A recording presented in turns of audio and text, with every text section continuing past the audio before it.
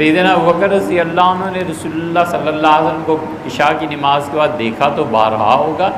لیکن یہ فرمایا ہو کہ میں نے انہیں عشاء کے نفل بیٹھ کر پڑھتے دیکھا، لہٰذا میں بھی پڑھتا ہوں، یہ روایت ہمیں نہیں کہیں نظر آئی۔ اتنا پتہ ہے کہ رسول اللہ صلی اللہ علیہ وسلم نے قاعدے اور کلیے کی بات یہ بتائی تھی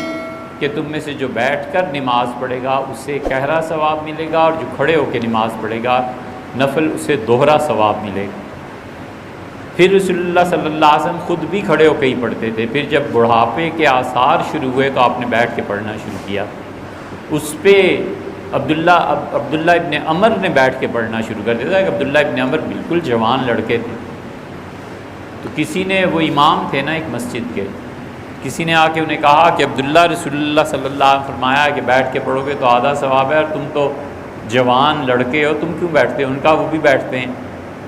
خلاصہ یہ ہے حدیث کا کہ اس نے کہا مجھے نہیں پتہ، مجھے تو یہ پتہ ہے اصول اور قاعدہ۔ تو عبداللہ رضی اللہ عنہ اپنی مسجد سے نکلے اور مسجد نبوی گئے تو اتفاق ایسا کہ رسول اللہ صلی اللہ علیہ وسلم عشاء کے بعد بیٹھ کے ہی نفل پڑھ رہے تھے، تو انہوں نے اپنی محبت، غایت تعلق کی وجہ سے حضور صلی اللہ علیہ وسلم کے سر پہ بے تکلفی سے اپنا ہاتھ رکھ دیا، حالانکہ آپ نماز میں، تو آپ نے سلام پھیرا اور پھر ان کے ہاتھ پہ اپنا ہاتھ رکھ دیا، اور فرمایا عبداللہ کیا بات؟ مسکرائے اور پوچھا،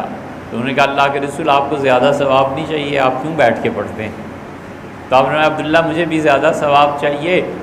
لیکن اللہ تعالیٰ نے مجھ سے کہا ہے کہ اب آپ بوڑھے ہو گئے ہیں، آپ بیٹھ کے پڑھیں تو بھی پورا ثواب ملے گا۔ تو یہ رسول اللہ صلی اللہ علیہ وسلم کی خصوصیات میں سے تھا، نہیں بیٹھ کے نفل پڑھنے چاہیے، کھڑے ہو کے ہی پڑھنے چاہیے، بیٹھ کے کیوں پڑھیں؟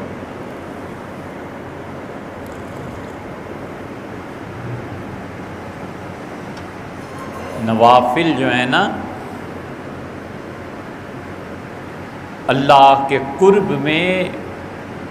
جتنا اضافہ کرتے ہیں، کوئی عبادت خدا کے قرب میں اضافہ نہیں کرتی۔ یہ ہم لوگ جو نوافل چھوڑ دیتے ہیں نا کہ نفل میں کیا ہے، یہ لگ جائے گا پتہ قیامت میں۔ حضور صلی اللہ علیہ وسلم جب نمازیں اللہ حساب لے گا پھر کہے گا کہ حل عبدی غیرو، میرے بندے نے اس کے علاوہ کچھ نفل بھی پڑھے ہیں؟ فرشتے عرض کریں گے کہ اے رب پڑھیں، تو فرمائیں گے اچھا اس کے نفلوں کو بھی اس کے فرائض سے ملا دو، اس کی کمی پوری کر دو۔ اور پھر جب پتہ چلے گا کہ اب وہ بھی کمی پوری نہیں ہوئی تو پھر اللہ تعالیٰ